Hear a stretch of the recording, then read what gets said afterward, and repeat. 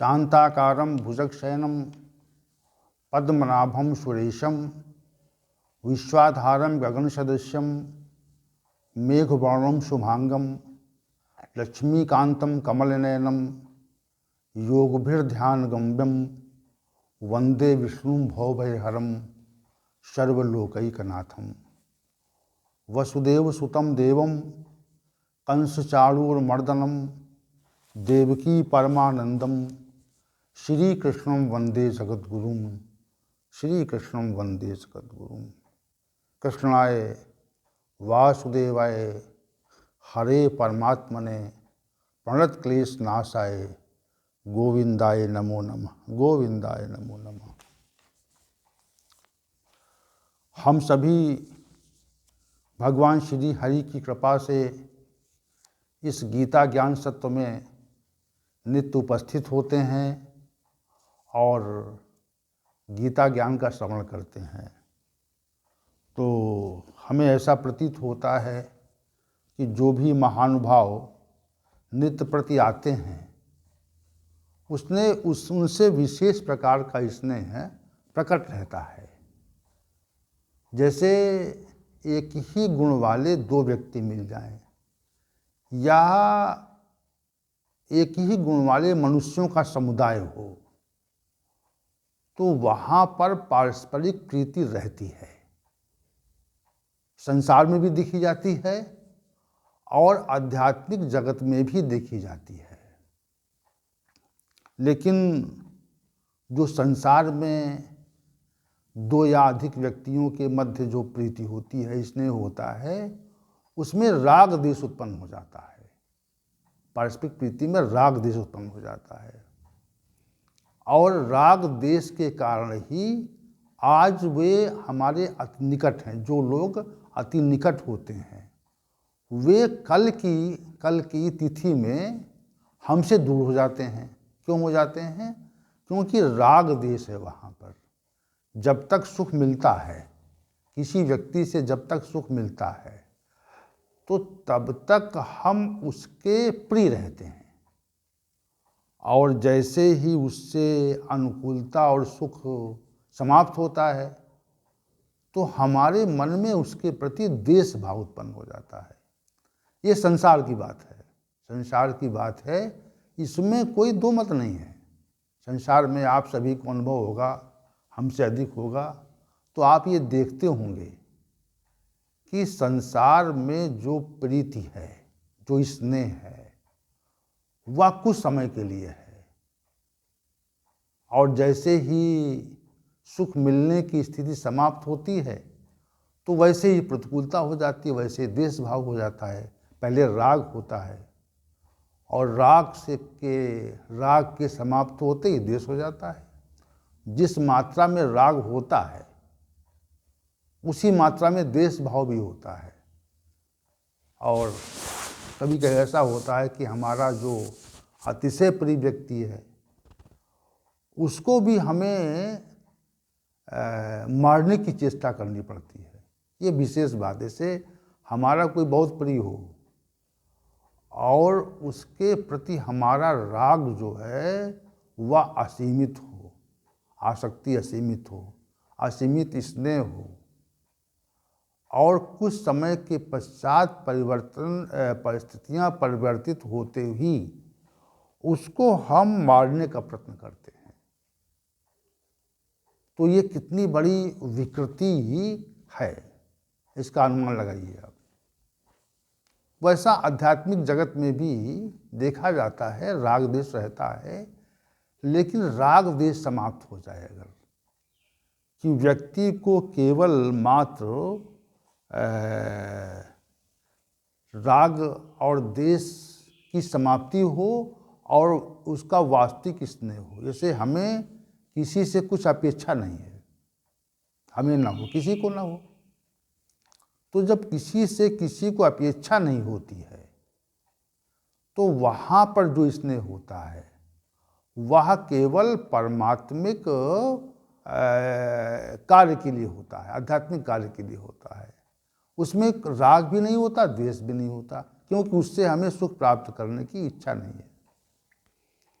तो हम सभी आध्यात्मिक महानुभाव यहाँ पर उपस्थित हैं और राग देश नामक जो यहाँ पे विकार हैं वो भगवान के श्री भगवान के दरबार में नहीं आते हैं, वो दूर ही रहते हैं। तो इन्हीं शब्दों के साथ हम आज के सत्र को आरंभ करते हैं।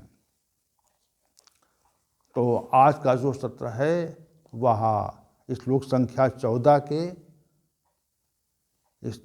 अध्याय संख्या 14 के श्लोक संख्या 6 के उत्तरार्ध भाग पर केंद्रित है।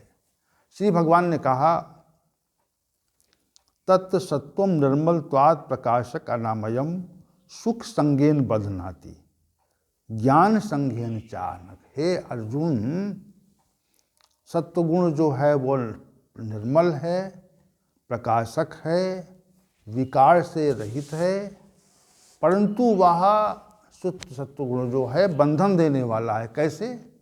सुख की आसक्ति से और ज्ञान की आसक्ति से जीवात्मा को बांधे रखता है। तो इस पूर्वार्ध उत्तरार्ध अंश में दो बातें हैं। एक बात तो यह है कि सत्वगुण जो है वह जीवात्मा को सुख की आसक्ति से और ज्ञान की आसक्ति से बंधन देता है। एक बात यह है, नहीं, दो बातें इसमें हैं। एक सुख की आसक्ति से बंधन है और एक ज्ञान की आसक्ति से बंधन है। तो यह बंधन जो है दो प्रकार, सत्वगुण मनुष्य को दो प्रकार से बंधन देता है। एक तो सुख की आसक्ति से देता है और एक ज्ञान की आसक्ति से देता है। तो सुख की आसक्ति क्या है और ज्ञान की आसक्ति क्या है, और सुख की आसक्ति से कैसे बंधन होता है और ज्ञान की आसक्ति से कैसे बंधन होता है, ये तत्व हमको जानना चाहिए। जैसे मनुष्य में जब सत्वगुण प्रबल होता है तो उसमें शुभ कर्मों के संपादन की प्रवृत्ति बढ़ जाती है। पहली बात, सत्वगुण की प्रबलता से मनुष्य में जो शुभ कर्म हैं, जो परमार्थिक कर्म हैं, उनको संपादित करने की प्रवृत्ति बढ़ जाती है। ये विशेष बात है कि मनुष्य सुख सत्वगुण के प्रभाव से, जिस मनुष्य में सत्वगुण का प्रभाव हो जाता है, उसमें अशुद्ध कर्म करने की जो प्रवृत्ति है वह धीरे धीरे समाप्त होती जाती है। जैसे सत्वगुण में शुद्धता आएगी, इस बात को समझें आप, इस तत्व को समझें कि जैसे ही मनुष्य में रज और तम का समन होता है, वैसे वैसे सत्व बढ़ता है। तो सत्व जब बढ़ता है तो सत्व के बढ़ने पर शुभ कर्मों के संपादन की इच्छा जागृत होती है और शुभ कर्मों का संपादन भी हो। दो बातें होती हैं, शुभ कर्मों के संपादन की इच्छा का जागृत होना और दूसरी बात शुभ कर्मों का संपादन करना, लोगों के हित के लिए, प्राणी मात्र के हित के लिए कर्म करने की इच्छा का जागरण, एक बात। और दूसरा, इच्छा की जागृति से, परमार्थिक कर्मों की इच्छा की जागृति से परमार्थिक कर्मों का संपादन करना। दो बातें हैं। तो दोनों जो बातें हैं, दोनों तथ्य हैं, इसका जो परिणाम होता है, जिससे शुभ कर्मों के संपादन से हमको स्वतः ही सुख मिलता है। ये सिद्धांत है, ये नियम है। यह परमात्मा की व्यवस्था में मनुष्य को स्वतः सुख मिलता है, उसमें सुख कहीं लाना नहीं पड़ता।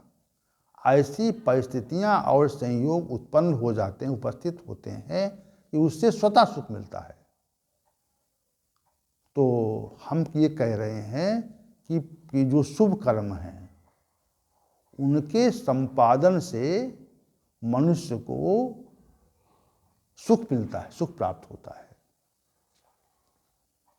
सुख मिलने से, सुख की प्राप्ति होने से, अनुकूलता मिल जाए। सुख क्या है? सुख ये है कि हमको अनुकूलता मिलती है। हमारी जो परिस्थितियां हैं जो प्रतिकूल थीं, वह परिस्थितियां स्वतः ही अनुकूल होने लगती हैं। समस्याएं समाप्त होती हैं। सांसारिक जो इच्छाएं हैं जो प्रबल थी वो सब कम होती हैं, इसलिए संतुष्टि आने लगती है, तो आदमी सुख में हो जाता है। जब मनुष्य आध्यात्मिक रूप से सुखी होता है तो उसमें सुख में आनंद या सुख में आसक्ति हो जाती है मनुष्य कि भगवान जो यहाँ पे कहना चाह रहे हैं वो ये कहना चाह रहे हैं, जब मनुष्य को सुख मिलता है तो उसमें उसकी आसक्ति हो जाती है कि ठीक है, बहुत सही है, हमारा जो जीवन है वो पूरी तरह से सुखमय है, इसमें दुख नहीं है।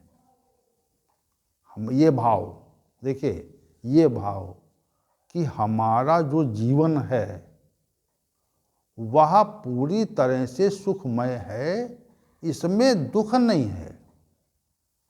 समझिए इस चीज को आप। जहां पर दुख नहीं है तो वहां पर सुख है, और जहां पर दुख है, जहां पर अनुकूलता है वहां दुख है, प्रतिकूलता है वहां दुख है। तो जब सुख है तो सुख में मनुष्य आसक्त होता है। ये भी बहुत विशद, ये भी बहुत सूक्ष्म तथ्य है कि सुख में कैसे आसक्ति होती है। भाई, सुख में आसक्ति इस प्रकार से होती है कि सुख है हमको, हमारे अंदर कोई रोग नहीं है, निरोगता है, हमें किसी प्रकार के धन की आवश्यकता नहीं है, पर्याप्त धन है, हमारे पास भव्य आवास है, हमारे जो सगे संबंधी हैं वह सबके सब बहुत ही संपन्न हैं, हमारा जो संबंध है वह बहुत विशिष्ट लोगों से है। हम जहाँ पर जाते हैं तो वहाँ पर हमें सभी आदर भाव से देखते हैं, हमारा आदर करते हैं, हमें सम्मान देते हैं। तो इस आदर सम्मान से हमको सुख मिलता है, एक तृप्ति मिलती है मनुष्य को। श्री भगवान का जो कथन है उस पे दृष्टि रखें आप। सुख संगेन, इन पदों पे रहें आप, इधर उधर न जाएं। तो जहाँ जाते हैं वहाँ हमको सम्मान मिलता है, प्रेम मिलता है, स्नेह मिलता है, लोग हमको चाहते हैं, लोग हमारे अनुयायी हैं, हमें सर्वत्र सुख ही सुख है। तो ऐसा सुख मिलने पर उसमें आसक्ति बढ़ती है कि ऐसा बना रहे, ऐसा रहे, वह समाप्त न हो। जैसे कोई सुख है, कोई स्थिति है, जैसे हमें सम्मान मिलने की जो स्थिति है वह सर्वदा सदा सर्वदा रहे, बनी रहे, उसका समापन न हो। हमें हमारे पास धन सदैव रहे, हमारे अंदर निरोगता सदैव रहे, हमें किसी बात की कोई कमी न हो, हमारा लोग मान सम्मान करें, हम जहाँ पर जाएं वहाँ पर लोग उठ करके हमको प्रणाम करें, हमारा अभिवादन करें, हमको उचित स्थान दें, हमारी पूजा उपासना करें।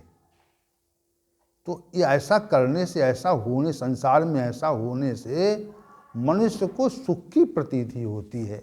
और जो ये आकांक्षा है, जो आकांक्षा है, ये जो ऐसा बना रहे, ऐसा सुख हमारा बना रहे, तो इस भाव से हम उसमें आसक्त हो जाते हैं। इतनी सी बात है कि बनी रहे, स्थिति बनी रहे। तो स्थिति बनी रहने की जो इच्छा है, इसी को श्री भगवान आसक्ति मानते हैं। क्या कहते हैं? ये आसक्ति है। बनी रहे या ना बनी रहे। जैसे किसी व्यक्ति के पास कोई विशेष पद है, तो वो बना रहे या चला जाए, मिले अथवा ना मिले। पहले तो पद की आकांक्षा ही नहीं है, पहले तो पद की आकांक्षा नहीं है। और पद प्राप्त हो गया अगर, तो वो बना रहे, ऐसी आकांक्षा नहीं है। पद चला जाए तो उसमें कोई दुख ना हो। तीन स्थिति को पृथक पृथक तीन स्थितियां हैं। पद प्राप्ति की आकांक्षा नहीं है, पहली बात, मुख्य मौलिक बात। किसी कारण मिल जाए और मिलने पर सुख का आभास न हो, प्रसन्नता न रहे। और तीसरी बात, उसके चले जाने पर दुख का आभास न हो। ये तीसरी बात है वहाँ पे। तो ये जो तीनों बातें हैं, क्या हमारे अंदर है या नहीं है? हमको प्रतिष्ठा की आकांक्षा न हो, प्रतिष्ठा की आकांक्षा न हो। हमको प्रतिष्ठा मिलने पे सुख का आभास न हो। हमें प्रतिष्ठा न मिलने पर प्रतिकूलता का अनुभव न हो। विचार करें आप, देखिए, साधक लोगों को इस बात पे विचार करना चाहिए। श्री भगवान के शब्दों को के गूढ़ भाव को समझना चाहिए कि श्री भगवान कहना क्या चाह रहे हैं। सुख संगेन बदनाती, सुख की आसक्ति से बंधन होता है। तीसरी बात, ऐश्वर्य मिलने की इच्छा न हो कि बहुत ऐश्वर्य मिल जाए, और हमारे कर्मानुसार बहुत विविध ऐश्वर्य मिल जाए तो उसको वहाँ बना रहे, ऐसी इच्छा न हो। तीसरी बात, वो ऐश्वर्य चला जाए। जैसे आपने देखा होगा, अनेक महापुरुषों, वर्तमान में भी और विगत में भी, अनेक महापुरुषों को जिनको बहुत ऐश्वर्य मिला हुआ था, तो उनको कुछ कारणों से उनको बहुत ही अपमानित होना पड़ा। समाज में उनको घृणा की दृष्टि से देखा जाने लगा। अब ये क्यों हुआ? क्योंकि शास्त्र का तो सिद्धांत है कि निजकृत कर्मों से ही ये जो भोग हैं उत्पन्न होते हैं। निजकृत कर्म भोग सब भ्राता, ये मानस का विशिष्ट चौपाई है ये। तो कर्मों के परिणाम से मिला होगा, तो ये सिद्धांत ही है, और ये सटीक सिद्धांत है। तो उनको बड़े ऐश्वर्य से साथ रह रहे थे, लेकिन कुछ कारणों से, कतिपय कारणों से उनका ऐश्वर्य विनिष्ट हो गया। उसमें बहुत घात लगी, धक्का लगा उसको। तो ये सिद्धांत तो ये कर्म के अनुसार मिला, लेकिन ऐश्वर्य की अपेक्षा थी, ऐश्वर्य मिला और ऐश्वर्य चला गया। तो जो सुख था मिल रहा, ऐश्वर्य के रूप में जो सुख मिल रहा था वह चला गया, तो दुख है। क्योंकि ज्ञान की सुख की आसक्ति से हम बंधन में थे। सुख की आसक्ति से बंधन में न होते तो ऐश्वर्य जाने पर हमको दुख की अनुभूति नहीं होती, दुख की अनुभूति नहीं होती। और जब सुख की आसक्ति से हम आवृत रहते हैं तो अपेक्षा भी करते हैं, अपेक्षा की पूर्ति पर सुखी होते हैं और अपेक्षा के अनुकूल वस्तु जो स्थिति मिली है उसके जाने पर दुखी भी होते हैं। तीनों बातें हैं ये। तो जो सुख है, जैसे और आइए, बहुत कुछ धन की अपेक्षा नहीं है, बहुत कुछ धन की अपेक्षा नहीं है। बहुत कुछ धन मिल जाने पर सुख का भाव नहीं है और उसके चले जाने पर दुख का भाव नहीं है। तो जो सुख है, ये स्थिति, सुख की अपेक्षा न होना, धन की अपेक्षा न होना और धन की प्राप्ति पर प्रसन्नता का अभाव और चले जाने पर दुख का प्रकट हो जाना, ये तीनों चीज़ें नहीं होनी चाहिए। यदि हैं तो जहाँ पर सुख मिला था वहाँ पर हमको सुखासक्ति हो गई, जहाँ पर सुख मिला हुआ था वहाँ पर हमको सुख की आसक्ति हो गई और वो श्री भगवान कहते हैं वह बंधन है, वह बंधन का कारण है। सुख की जो आसक्ति है वो बंधन का कारण है। इसी प्रकार कोई बृहद संपत्ति की अपेक्षा नहीं और बृहद संपत्ति के मिल जाने पर सुख का आभास नहीं और बृहद संपत्ति के चले जाने पर दुख का अनुभव नहीं। तो जहाँ मध्य में सुख था वह सुख मिला हुआ था और उसमें संपत्ति के प्रति आसक्ति थी, इसलिए वह जो सुख है वह बंधन का कारण है। ये श्री भगवान का कथन है। यहाँ देखिए विशेष बात यहाँ पे है, विषय भोग मिले हुए थे, अपेक्षा नहीं, और उनका संयोग हो जाए तो उससे सुख नहीं, और उनका वियोग हो जाए तो उससे दुख नहीं। ऐसा सामान्य रूप से नहीं होता, ऐसा सामान्य रूप से तो संभव नहीं है, ये होता है ऐसा। तो जहाँ पर विषयों के कारण सुख था वहाँ पर विषयों के चले जाने पर दुख होता है अगर, तो वही सुख की आसक्ति, वही सुख के संयोग की जो इच्छा है उस कारण हमको बंधन होता है, ऐसा श्री भगवान का सुख संज्ञेन बदनाति से कथन है। विशेष बात है ये। सुख की आसक्ति से सत्वगुण के प्रभाव से सुख होता है और सुख की आसक्ति से मनुष्य को बंधन होता है। ये विशेष चीज़ें हैं। देखिए श्री भगवान की वाणी जो है वो ब्रह्मवाणी है और ये विशेष तथ्यों का निरूपण करती है। यहाँ पे कोई संप्रदाय मत की बात तो है ही नहीं, छोड़िए आप, केवल प्रयोगात्मक बातें यहाँ पे हैं। और प्रयोगात्मक बातों का जो कथन होता है वह भगवान श्री गोविंद के आश्रय से होता है। ऐसा नहीं होता, ऐसे नहीं होता।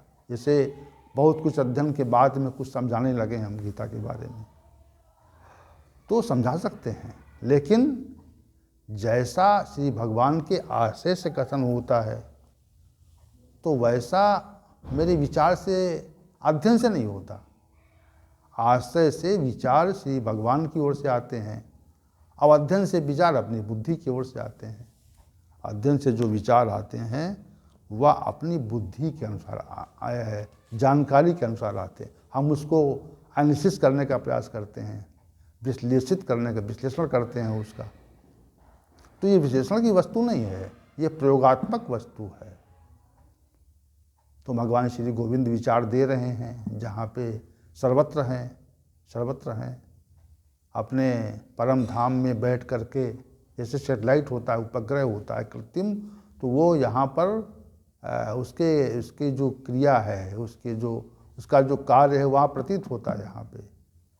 तो श्री भगवान भी अपने परम धाम में बैठकर ऊपर से विचार दे रहे हैं, हमको कहने के लिए विचार दे रहे हैं। और ये जो विचार चलता है इसी के माध्यम से प्रस्तुति भी होती है। जैसे अनेक चैनलों की प्रस्तुति उपग्रह के माध्यम से होती है, तो वैसे ही परम धाम में जो चैनल लगा हुआ है श्री भगवान की का, वैसे वो विचार यहाँ पे प्रेषित करते हैं और हम उनको प्रकट करते हैं। हमारा अपना कोई बुद्धि का प्रयास इसमें नहीं है, ये समझें कि हमारा बुद्धि का प्रयास है, तो ऐसा नहीं है। तो ये तो श्री भगवान की कृपा है कि वो विचार निकल रहे हैं। तो फिर वहीं पे आ जाइए आप। श्री भगवान ने कहा कि सत्व गुण जो है सुख की आसक्ति से बंधन देता है। समझ गए? सुख मिले तो सहज भाव समझिए आप, सुख प्राप्त हो तो और सुख प्राप्ति की इच्छा न हो। सुख मिल जाए अगर तो और सुख प्राप्ति की इच्छा न हो, तो समझिए कि बंधन नहीं है आपको। अगर और सुख प्राप्ति की इच्छा है सुख मिलने पर, तो समझिए कि बंधन है, इसमें कोई भी बचाव नहीं है, फिर आपका बंधन है वहाँ पे। सुख प्राप्ति से और सुख प्राप्ति की इच्छा अगर का जागरण हो रहा है अगर, तो बंधन है। और सुख प्राप्ति में हम एकदम सुख में भाव विभोर हो जाएं। जैसे कोई मिष्ठान शक्कर के पाग में मिल जाता है, उसी प्रकार सुख की आसक्ति से मनुष्य को बंधन होता है। सुख की आसक्ति मनुष्य मिल जाता है इस प्रकार।